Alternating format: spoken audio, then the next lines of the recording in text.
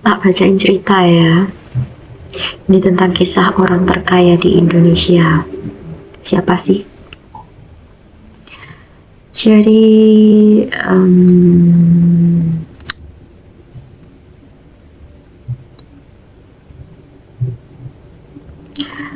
utang yang tak terkontrol membuat seseorang menjadi sengsara. Ada banyak kasus.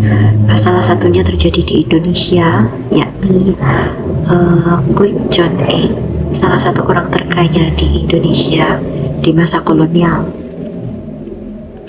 Nah, Quick ini mempunyai kerajaan bisnis gula super besar di dunia yang berpusat di Solo dan tersebar di seluruh Jawa hingga Jepang.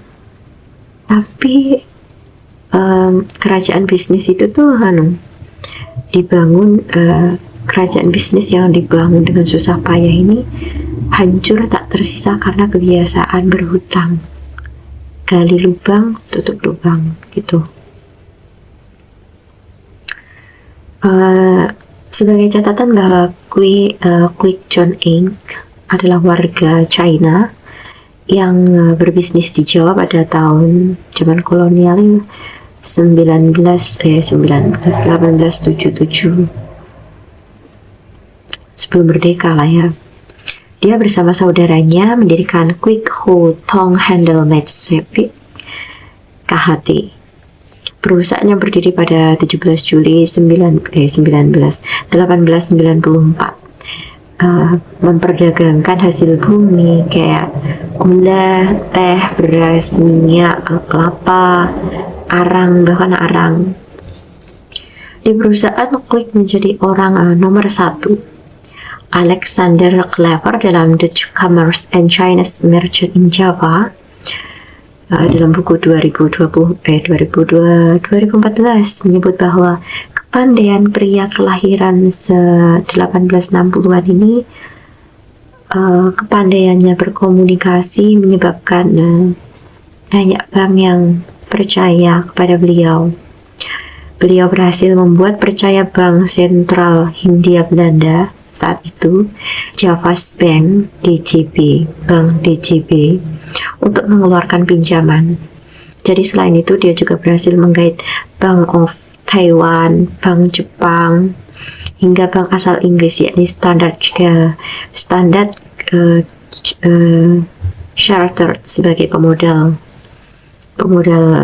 awal. Uang ratusan ribu golden bond keluar dari brankas bank-bank tersebut. Semua itu membuat bisnis KHT makin berjaya. Terlebih saat KHT fokus bisnis gula, Leo Suryadinata dalam Southeast Asian Personalities of Chinese Descent menceritakan bahwa di tangan Quick John Inc., KHT melesat jadi perusahaan papan atas yang sukses menyaingi perusahaan gula Qian Guan milik Raja Gula Oi Teng Ham. KHT juga masuk 5 perusahaan terbesar dunia pada tahun 1920-an.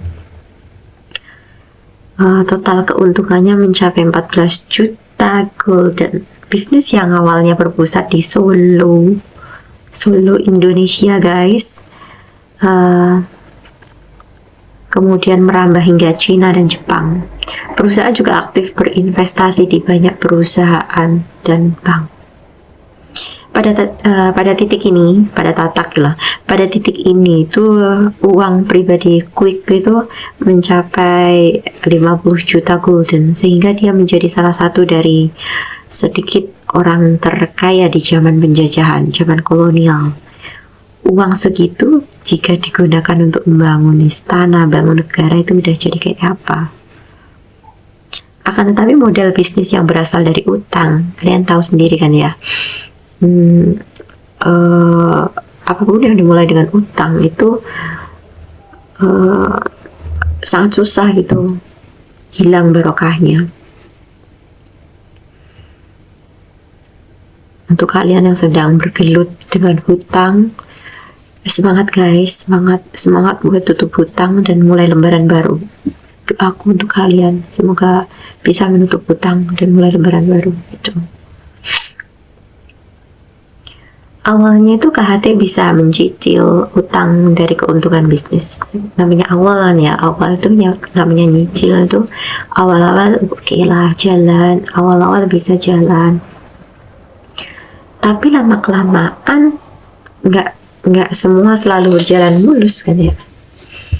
Ada fasenya mengalami kemerosotan, KHT di pinggir jurang. Dan untuk mengakali semua itu guys, kalian tahu nggak, Quick melakukan sistem gali lubang tutup lubang.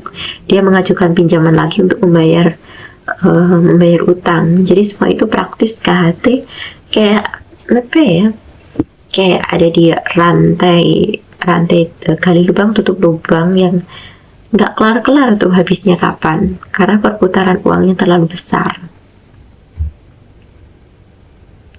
Alexander Claver yang menceritakan bahwa pihak berwenang mengancam akan melakukan intervensi dan mengajukan kebangkrutan jika tidak ada pembayaran dan kompensasi yang ditawarkan.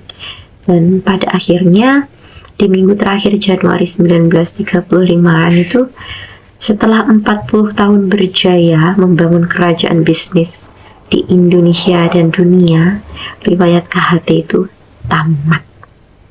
Karena tak bisa lagi membayar utang, seluruh asetnya itu disita oleh The Javas Bank yang kini jadi Bank Indonesia. Namun penyitaan itu tak bisa memulihkan seluruh utang saking besarnya.